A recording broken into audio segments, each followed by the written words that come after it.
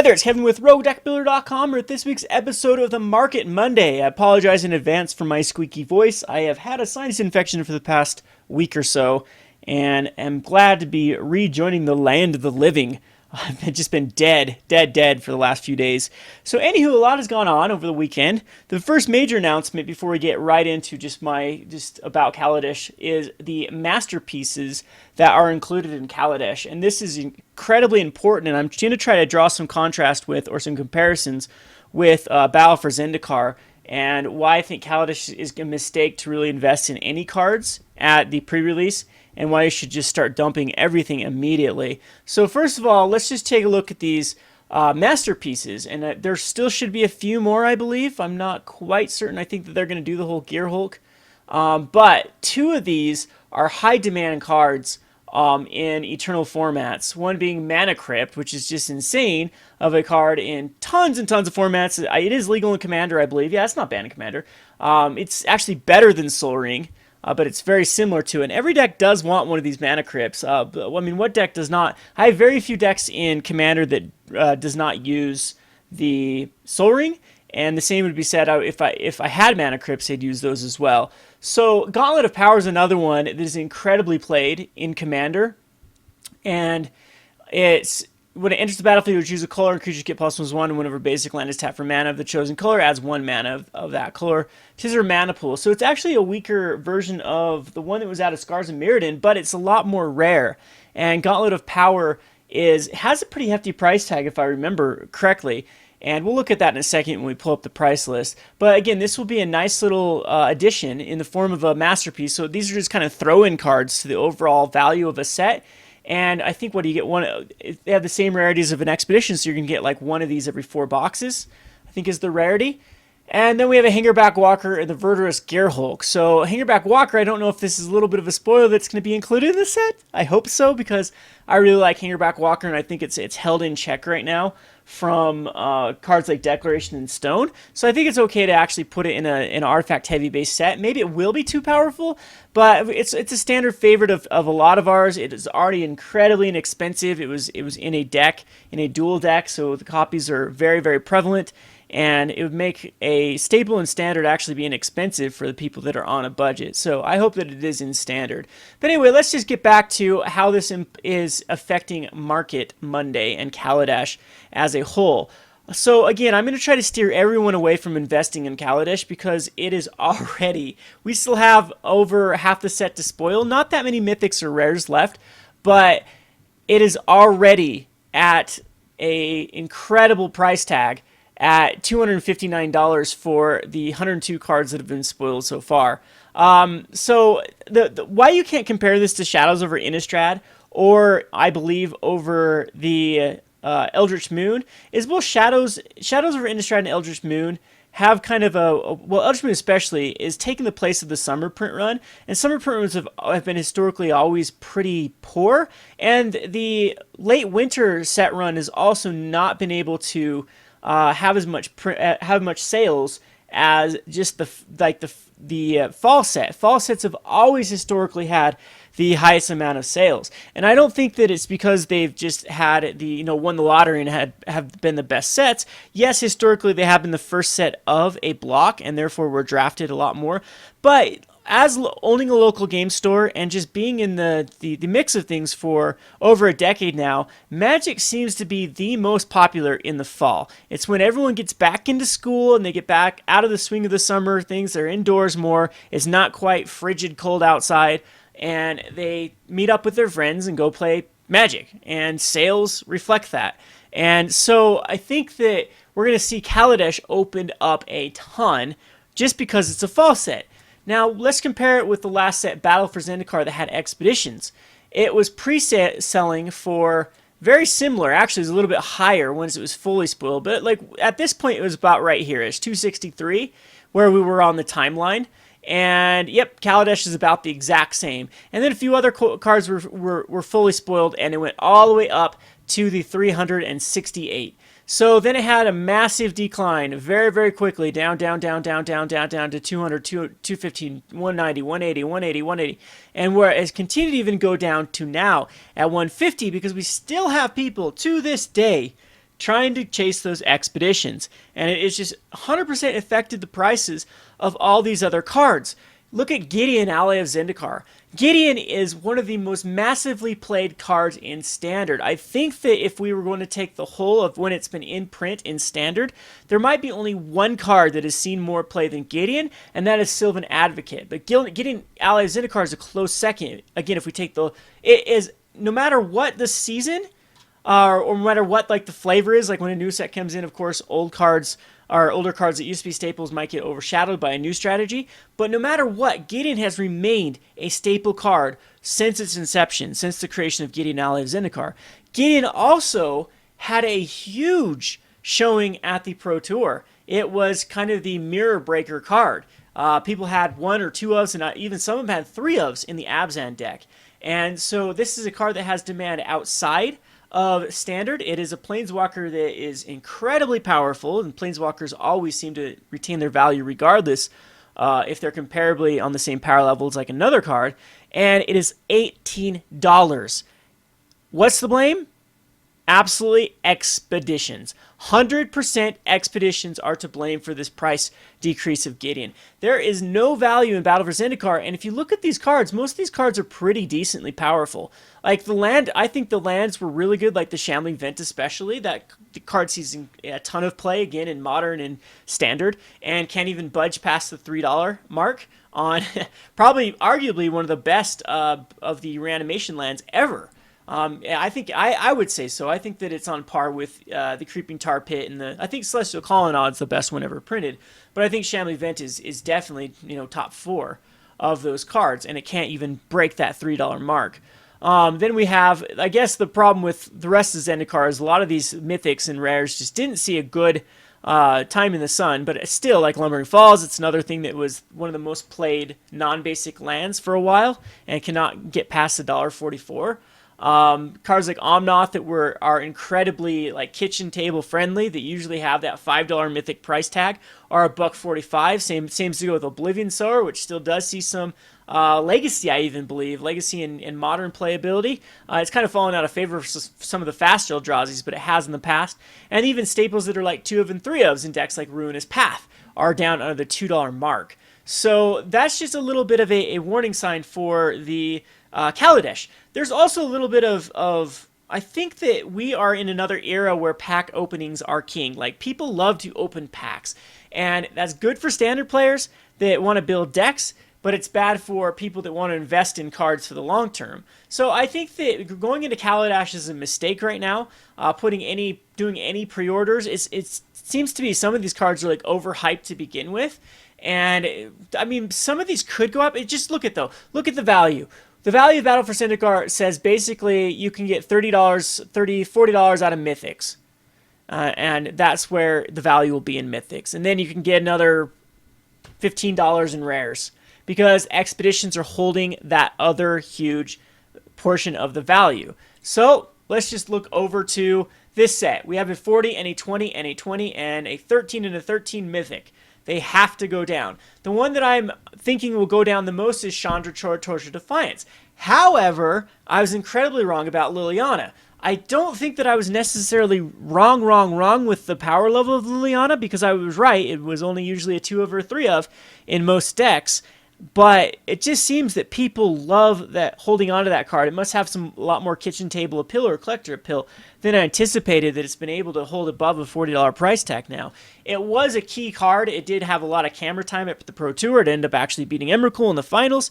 But usually maybe it's just a little bit of like bias on my side, because usually the decks that I run are 100% not affected by Liliana. And so when my opponent casts a Liliana, I just like, okay, you just wasted 3 mana because you're not going to get anything out of it. Whereas Gideon, every time we play against Gideon, it's like, I better answer that card or I'm dead. So I think that Chandra can't be compared to Liliana again, because it's not the summer set. This is going to be the fall set, which is going to be open like crazy. There weren't high chase cards like Expeditions out of Eldritch Moon. Eldritch Moon, for some reason, still has a lot of value in it. Like, as far as like the jam-packed value set, it absolutely is Eldritch Moon right now, and all the ones that are in Standard Legal.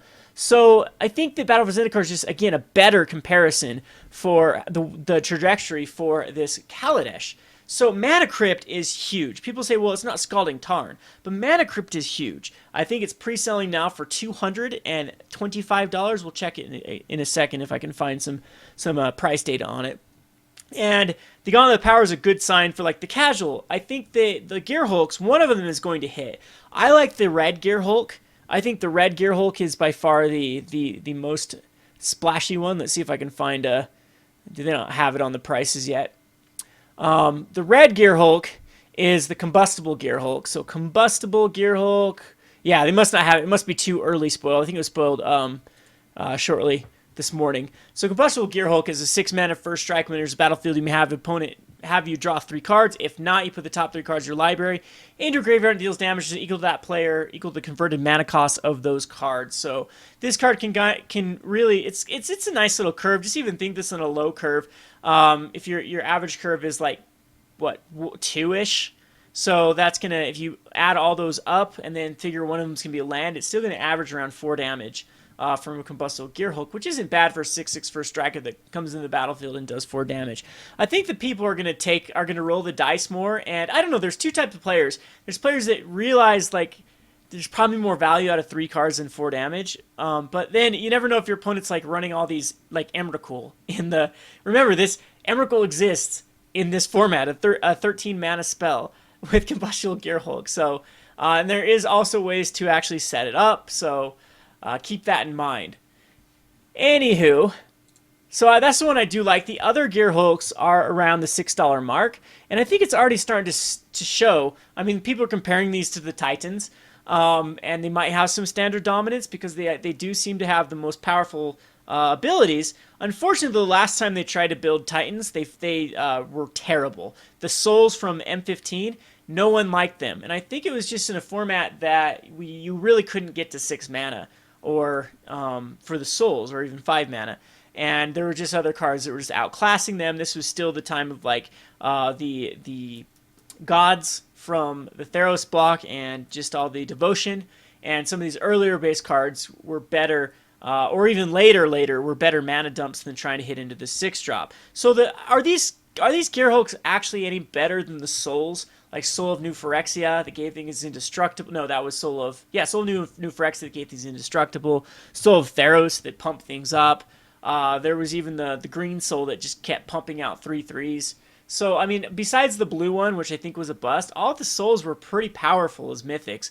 They just didn't see the standard.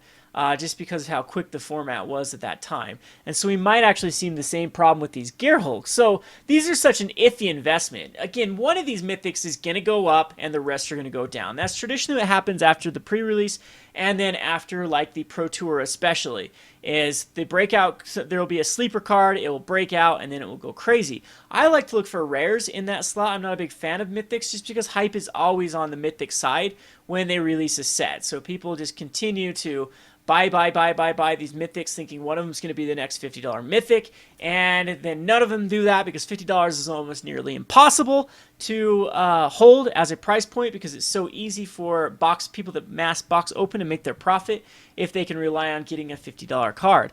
So let's just look at some of these cards again. So Chandra, Torch of Defiance. I've criticized this card in the past. Again, that's where I got sidetracked off the Liliana. How can I be wrong about Chandra? Chandra is a 4 mana for 4. Has very similar abilities to the M15 Chandra, which I still love. I'll have to show you some 2 matches in a row, that she won me the game single-handedly in Scred, where this Chandra would not have won me that game. So the Chandra Torch of Defiance has the first one of exile top card of your library. If you cast that card, or you may cast that card. If you don't, it deals 2 damage to each opponent. You can compare that with Chandra, the old Chandra, from M15 that has a 0 ability that says exile the top card of the library. You may play that card. The advantage with that Chandra is you can hit land drops, and lands are important in Magic, especially for a card like Chandra that wants to be hitting the land drops, and then that means you can exile the top card of your library and cast the cards, start casting them. Where I don't like Chandra is people overvalue this ability. And the reason why that I know how powerful the exile card is I've played it quite extensively off the M15 Chandra. There are just so many times that you miss, and 2 damage isn't what you want to happen. You're leaving a very vulnerable Planeswalker It didn't really advance your board state, didn't really do anything. So it's not that big of a. I think the one place that Chandra really could go into is the Fevered Visions deck. But after looking at the Fevered Visions deck, I don't think the deck wants Chandra. I think the Chandra's just an awkward slot at the 4-drop. It doesn't trigger off Thing in the Ice or Thermal Alchemist, and then it also you could be casting something else on that turn and usually be controlling the board or winning the game. And 4 damage to start creature, is that just worse than the Collective Defiance, where it does 4 damage to a creature and 3 damage to a player? Like, you already got the 2 turns out of Chandra, basically, off of that one card. And then add 2 to your mana pool for that deck, probably not relevant. I mean, you could, at that point, it's decent for later on activating multiple Wandering Fumarals. I'm not quite sure exactly where that would fit in like a deck like that. In other decks, the +1 is pretty relevant. People have already stated, well, this could actually be another way that Chandra can protect herself. You can drop her for 4, add 3 to your mana pool and play or 2 to your mana pool and play an Incendiary Flow to take care of their creature. Or something similar to that, or cast a Thermal Alchemist to give it a little bit of a blocking ability. But that's like turn 4. I don't think that is going to be that relevant. Where this gets exciting is turn 5, when you drop a land, and you have 5 mana on board, and now you have a 7-drop you can hit on turn number 5. So she does have that ability too. And of course, her deal 4 damage to our creature for -3 is really good, but I like to compare it a lot with Obnixilis. It's a one-time use. It's going to be very hard for you to get back up to being able to kill another creature. So if your opponent does apply pressure, that's all you're going to get out of Chandra. People are like, well, it's just better than a 4 damage spell. Sorcery speed 4 damage spells possibly, but instant speed removal is so much better for red than sorcery speed. So the -7 is quite good. You get an emblem whenever you cast a spell. This emblem deals 5 damage to target creature or player. And it's the emblem that deals, I guess, because of course it'd be the emblem because nothing else exists at that point. But so 5 damage to target creature or player is huge. It's basically game ending. Any one of your spells becomes a morbid brimstone volley. That's pretty big. And what people really like about Chandra is in these do nothing decks, the +1 is quite easy to get up to 7 if you're able to continue to get gas and progress your board state. Unfortunately, again, I've used these exile types of abilities through Outpost Siege and the old Chandra and a few other cards in the past. They're not nearly as good as just +1 draw a card. And I think that Chandra is most comparable to Obnixilis. I think they have a very, very, very similar abilities with their +1 and their minus. And Obnixilis is 1 more mana, which in Magic the Gathering is huge. But I'd even say their ults are pretty relevant. I mean, they're pretty similar. Drawing a card does damage. Casting a spell does damage. Yeah, Chandra's is probably better. But I'm just in the mindset that it's not going to be that much greater than Obnixilis. So that's just my criticism of Chandra. Again, I could be 100% wrong. I was wrong about Liliana. It definitely will see standard play in these control-based decks. If they actually want red, Chandra's very good. So I'm thinking Nahiri and Chandra go well together, and then even Gideon, we have this like Mardu or even Boros Planeswalker deck that does seem pretty good. So the other 2 Planeswalkers are sitting at $20. I think that the price is probably okay with these 2. I think that Nissa is actually the card that I like the most out of this set so far as sheer power level, because this one actually reminds me of Koth the Hammer. Untap target land you control until your next turn. It becomes a 5/5. With haste, it's still land, so you can either protect Nissa or you can swing in for 5 damage. So feels very much like a Gideon in that aspect.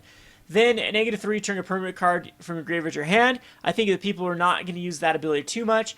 But -6 is you get an emblem whenever a land enters battlefield under your control, you may draw a card. So I think that is the key card out of Nissa. Nissa gets you a land. Every time you play land, you get a draw card, meaning it's hard for you to get flooded.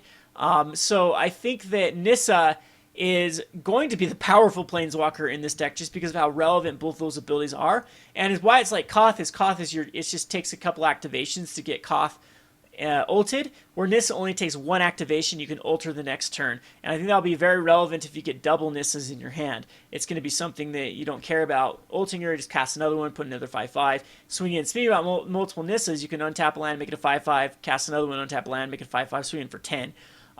Nissa basically is a 5/5 with haste, which is incredibly aggressive for that type of curve. So Saheeli too. Saheeli has, I think, the Planeswalker that does want to be in the Fevered Visions deck. And it also is looking really, really good in Eternal playability, especially Modern. I think this Planeswalker could actually see play. The Scry 1, deal damage to each opponent. Maybe not so relevant, but you get to immediately create a token that's a copy of target artifact or creature you control, except as an artifact in addition to other types. It gains haste, exile at beginning of step. Is the ability that I think is the most exploitable. This is huge. This almost feels to me like a Goryo's Vengeance type card, because if you somehow can cheat in a card just for like, you snap it in and then it dies, this is another way to make it a copy. So imagine like Through the Breach type cards, and there's just better ones that we can actually cheat in that have, there's some of these cards that have like Ball Lightning type cards, where you can just cast it and then have it die, and then create a token of it and swing in for huge amounts of damage on that turn number 4. And I think this standard too, that's going to be very easy to exploit this, because anything sort of enter the battlefield type ability is going to be huge with this -2. She'll still be at 1, and then you can start scrying again and dealing the damage. Scrying is about a third of a card, and if you do get her up to the -7, search the library for three artifact cards with different names and put them on the battlefield. That's game winning. So I do like Saheeli. It's a little more narrow where you can put Saheeli because Chandra's just monocolored. But I think that the Saheeli does have a lot of potential and can easily be exploited. So anyway, if you go down these two, I don't know why these are selling for so much. This is just crazy. Isn't this the MSRP for the decks is $12.99? So that might just be the reason. But both these other Planeswalkers, if you don't know that these exist, are kind of the dumbed down version of the form of the other Chandra and Nissa, and we'll be seeing a few more of them also in the pre-constructed. They're almost like the replacement for the intro decks, the Planeswalker decks. So I hope you get this out of the spiel here. I think that some rares, this is where if you're looking for any investments, I'd look down to the $2 range. They will go down to this, and if there's any of these cards that are like, holy, this card is going to be a staple in the set, it can easily go up to $5. But we've seen from Sylvan Advocate that is kind of the price point that a rare can hit between Tireless Tracker and Sylvan Advocate. Out of these earlier sets, I don't think that a rare has the ability to become anything like Collected Company ever again. We saw a card out of Shadows try to do that with the land, with the Westville Abbey, and then it kind of, after Eldritch Moon came out, it kind of lost favor in the metagame. But yeah, rares, look at this. Out of the most worth rare out of Battle for Zendikar is $3.20, which is Prairie Stream, which is pretty decently played. It's because Bant plays Prairie Stream quite extensively. They like to use basic Forest higher, and then the Prairie Stream they come into play untapped. So it's kind of their go-to choice to run a 4 of a land. But Battle for Zendikar, I wouldn't say that many of these cards are just duds. They're rares. I think that it has some pretty decent cards in the set. Shadows over Innistrad, let's just check it really quickly too, because it might be a little more relevant to show its price fall. It did not have expeditions though, so we don't see as big of a fall. But it's also down to under almost to 210 too, and did start off with having like this $370 value. So rare again is the Thing in the Ice and Declaration in Stone have a hard, which are both a 4 of in Fevered Visions, and Declaration of Stone's a 4 of in plenty of decks. Tireless Tracker is down to $4.66, is one of the most played cards in Standard. Prized Amalgam has like incredible eternal playability, and it also can't breach the $4 barrier. Lastly, let's just look at Eldritch Moon. Eldritch Moon is still sort of newish, but it's also gone down to the $220 mark. It is a smaller set though. We're caving off like 8 rares and a mythic out of this value at the other sets do. But Liliana still holds the main price tag, and the Emrakul. Grimflayer recently spiked up because it was played in the Modern. But you can even see like Ishkana, which is a staple in Standard, have a hard time hitting above $10 value. This is set without expeditions, but does have the Liliana that people are chasing for. So rares, $8 Spellqueller, which has been going down, which was the breakout card, which was the best card probably out of the set, the most impactful card. And then you have also Collective Defiance and Eldritch Evolution that did breach the $5 mark, but very, very slightly. We have Collective Defiance, which again is a 4 of in a lot of these burn type decks, And the Eldritch Evolution, which is an entire Modern deck, is based around this card. It's a new pod, the Angel Evolution deck out of Modern. Collective Brutality was also a breakout card out of the Jund and Abzan decks in Modern. They are really liking this card, and that's why it went back up to $4. But you can see that we don't see these massive price spikes that we used to see 2, 3, 4, 5 years ago. I think that it's way more stable just because of how sets are kind of built right now, that people actually chase after the foils and the expeditions, and now in this case the masterpieces, and it just devalues the rest of the set down to where it is very affordable though. So that's pretty good. We're going to see probably another $200, $300 standard. Very few decks that are going to breach that little mark, just because the mana bases are going to be extremely easy to come by. And this is kind of awkward with the mana base. Lastly speaking, with the Kaladesh. Kaladesh, I was quite disappointed that we saw the fast lands. I've wanted fast lands for quite a while, the enemy colored fast lands, but I wanted Eldrazi still to be relevant, especially with all these juicy little Eldritch Moon Kaladesh Enter the Battlefield cards. I really want Eldrazi Displacer to have a lot of focal point. Just think of that with the Gear Hulks, have it be flickering those, and there's other cards that are just insane to flicker with the Eldrazi Displacer. And then, but the whole problem with Eldrazi is you need those pain lands. The pain lands are very, very, very, very necessary to, on curve, try to get like an Eldrazi Displacer or even a Thought-Knot Seer. So there is a land, an uncommon land, that when it enters the battlefield, it gets an energy counter, and then you can use an energy counter to add any mana of any color mana pool, and also it does tap for colorless. I'm thinking that might be sufficient enough to make Eldrazi still relevant, but I don't know.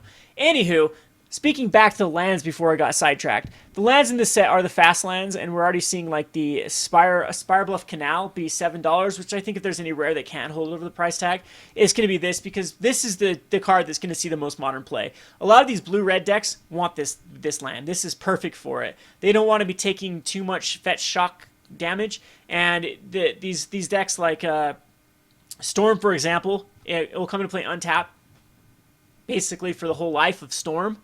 And it's just better than some of the lands they're using right now. So it's just going to replace maybe the check lands or the filter lands that some have played, or what are some other lands they've played in the past for just these two-color decks that don't want too many fetch lands in them. Even three-color decks might want to see this, like maybe like UWR or Nahiri might want it. I don't think so. I think they already have too many lands that come into play tapped, and then they rely on the fetch shock type thing. So the blue-red decks are always going to be the most expensive because it's the most played color combination in Modern, and it's one of the most popular color combinations. The Izzet Guild is extremely popular for players. So what I'm saying with this, though, is that the lands, going back to my original thought, lands are so tricky right now in the metagame, because the ones out of Eldritch, or out of Shadows of Innistrad and Battle for Zendikar, they synergize with each other. The ones out of Kaladesh do not. They kind of make it actually awkward for either of those to actually come into play untapped, because you can't reveal it for the Shadows of Innistrad one, and it doesn't count towards a basic land for the Battle for Zendikar. So we're going to have a very fair standard set with the dual lands, having every one of them having huge disadvantages and advantages. And we will just won't have these like, oh, okay, these are automatically going to go in every deck because they're the most powerful ones. So I think that's going to keep the price tag down for the old Battle for Zendikar lands and the Shadows of Innistrad lands, as well as these new ones, as they're all going to be competing with each other for slots. Anyway, that's my little gig about it. We're almost up to 30 minutes about Kaladesh. My opinion is just to get out of every mythic, especially, and even get out of the rares over $5. And if you do that as a whole, on averages, you'll be up ahead in money, and then reinvest it 2.5 months down the road. Usually you want to reinvest it after it's had a huge draft season. And remember, this will be drafted again with the Aether Revolt, and we'll continue to push prices down. So, yep, just let those people try to chase those expeditions or those masterpieces. Let them drive the price down of it, bank off of selling these early, and then just reinvest when it is flattened out. So the reinvest point, of course, will be back when Kaladesh is back down after the entire set is spoiled, back down to like the $200, under $200 mark. That's the time you want to be picking up these staples, and especially look for cards that see like 3 ofs and 4 ofs in popular base decks and are undervalued for just because of the reasons said in this video, being drafted very, very heavily and people trying to chase the masterwork. So hope you enjoyed this video. This has been Kevin with RogueDeckBuilder.com. Thanks for watching.